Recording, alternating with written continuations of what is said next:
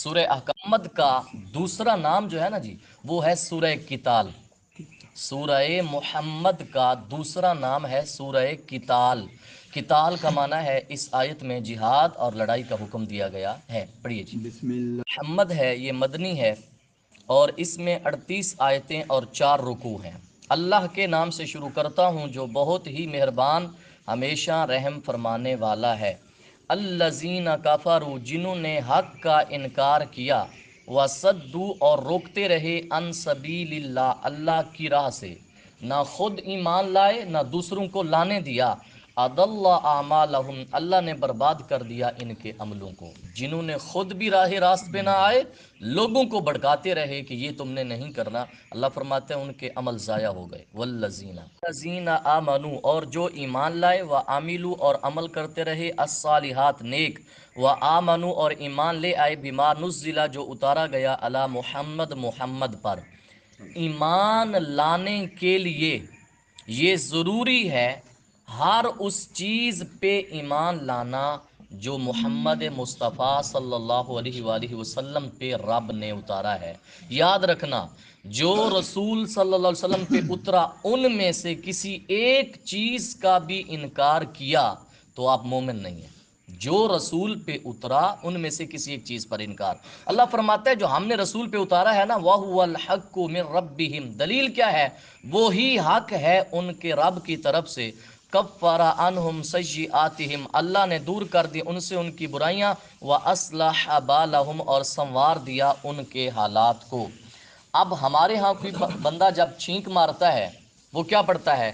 الحمدللہ۔ اس کے جواب میں کیا پڑھنا چاہیے؟ یہدیکم اللہ۔ ایک ہے یرحمکم اللہ، دوسرے الفاظ ہیں یہدیکم اللہ، اللہ تمہیں ہدایت دے، وَيُصْلِحُ بَالَكُمْ اور اللہ تمہاری اصلاح کر دے۔ یہ جو لفظ نہیں آیا وَأَصْلَحَ بَالَهُمْ اللہ ان کے حالات ٹھیک کر دے، جب چھینک کا جواب دینے ہیں تو یہ جواب بھی حدیث میں ہے یہدیکم اللہ وَيُصْلِحْ بَالَكُمْ اللہ تمہارے حالات کی اصلاح کر دے۔ پڑھیے جی۔ تعالیٰ فرماتا ہے ذالک بأن الذین کفروا یوں اس لیے کہ جنہوں نے کفر کیا، اتبعوا الباطل وہ پیروی کرتے تھے باطل کی، وان الذین آمنوا اتبعوا الحق من ربہم اور بے شک جو ایمان لائے تھے وہ پیروی کرتے تھے حق کی ان کے رب کی طرف سے۔ کذالک یضرب اللہ للناس امثالہم اسی طرح اللہ بیان کرتا ہے لوگوں کے لیے ان کے حالات۔ پڑھیے جی۔ اب اللہ تبارک و تعالیٰ فرماتا ہے فَإِذَا لَقِيتُمُ الَّذِينَ كَفَرُوا فَضَرْبَ الرِّقَابِ جب تمہارا آمنا سامنا ہو کفار سے تو اڑا دو گردنیں کافروں کی مشرکین کی۔ جب تمہارا آمنا سامنا ہو، حَتَّى إِذَا أَسْخَنْتُمُوهُمْ یہاں تک کہ جب انہیں خوب قتل کر لو، قتل کی کثرت کر لو، فَشُدُّ الْوَثَاقِ پھر کس کر باندھو رسیاں، ان کو قیدی بنا لو۔ پہلے کوشش ہے قتل کرو ان مشرکین کو۔ فَإِمَّا مَنَّمْ جن کو تم قیدی بنا کے آئے ہو نا، پھر 2 آپشن ہیں، یا تو احسان کر دو اس کے بعد، یا فدیہ لو یہاں تک کہ جنگ ڈال دے اپنے ہتھیار۔ اپنے ہتھیار جب تک کافر نہ ڈالیں، اے مسلمانوں تم نے ان کی گردنیں اڑانی ہیں۔ یہ قرآن ہے۔ اچھا یہ جو لفظ ہے نا حَتَّى تَضَعَ الْحَرْبُ أَوْزَارَهَا حتیٰ کہ مشرک اپنے ہتھیار ڈال دیں، اس کی تفسیر یہ ہے اتنی لڑنا ہے ان سے، اتنی لڑنا ہے لا یبقا شرکن شرک باقی نہ رہے۔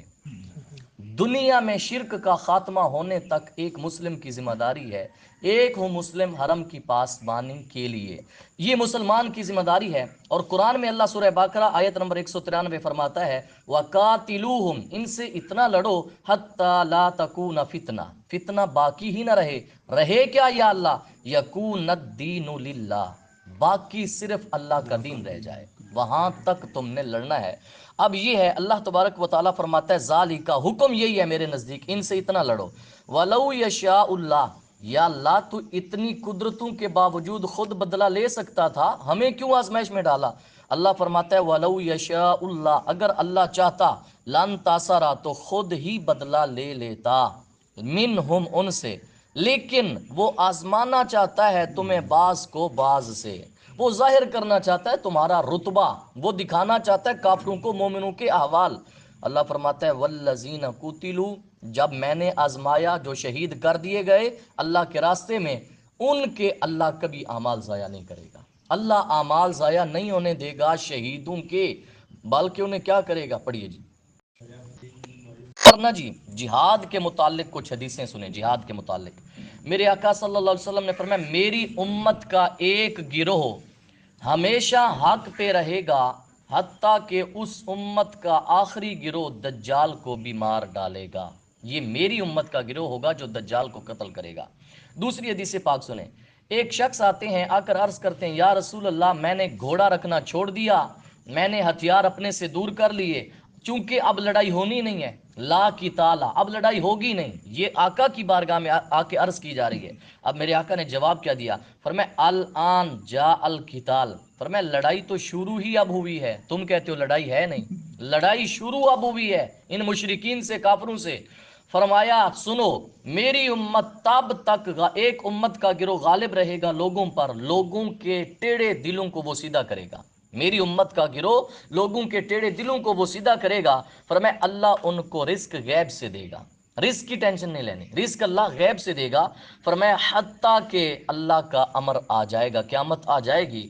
اور اب سنیں، جس نے کہا تھا نا یا رسول اللہ میں نے گھوڑے رکھنا چھوڑ دیے ہیں، فرمایا الخیل معقود فی نواسیہا الخیر، فرمایا گھوڑے کی پیشانی میں قیامت تک اللہ نے خیر رکھ دی ہے، گھوڑے کی پیشانی میں قیامت تک یہ خیر باقی ہے۔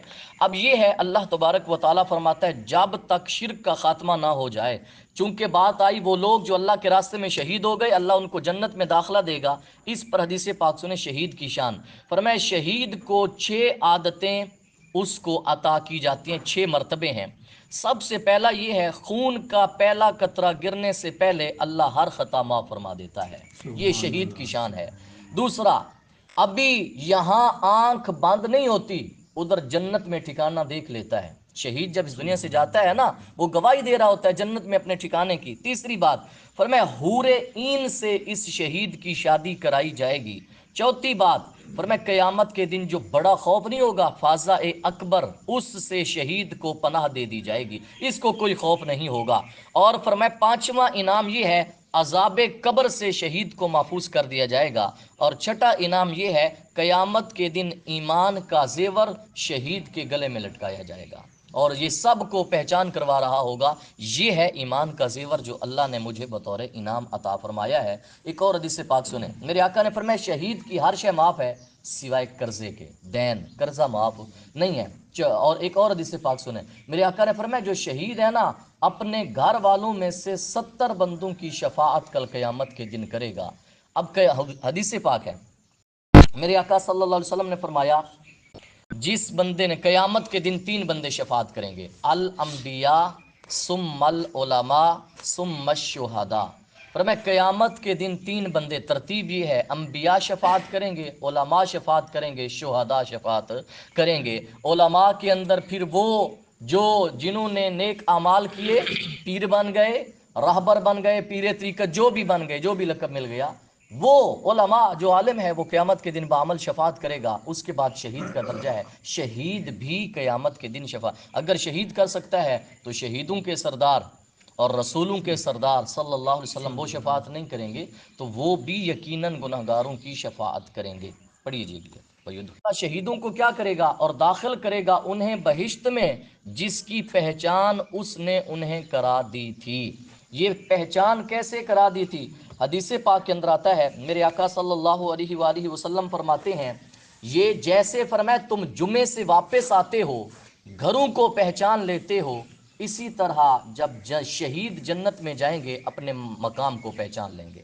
جمعے سے واپسی پر جس طرح ہر بندہ گھر کا راستہ نہیں بولتا، فرمایا اسی طرح شہید جنت میں اپنا راستہ نہیں بولے گا۔ اور دوسرا فرمایا اللہ کیسے پہچان کرے گا؟ وہ فرشتہ جو دنیا میں ہمارے نام اعمال نہیں لکھتا، یہ فرشتہ کل جنت میں آگے آگے ہوگا اور انسان اس کے پیچھے ہوگا، اور وہ اس کو تمام جنت کے ٹھکانے بتا رہے ہوگے کہ یہ بھی تیرا ہے، یہ بھی تیرا ہے، یہ بھی تیرا ہے، حتیٰ کہ وہاں پہنچ جائیں گے جہاں شہید کا ٹھکانہ ہوگا۔ دعا ہے اللہ تعالی ہم سب کو ملے۔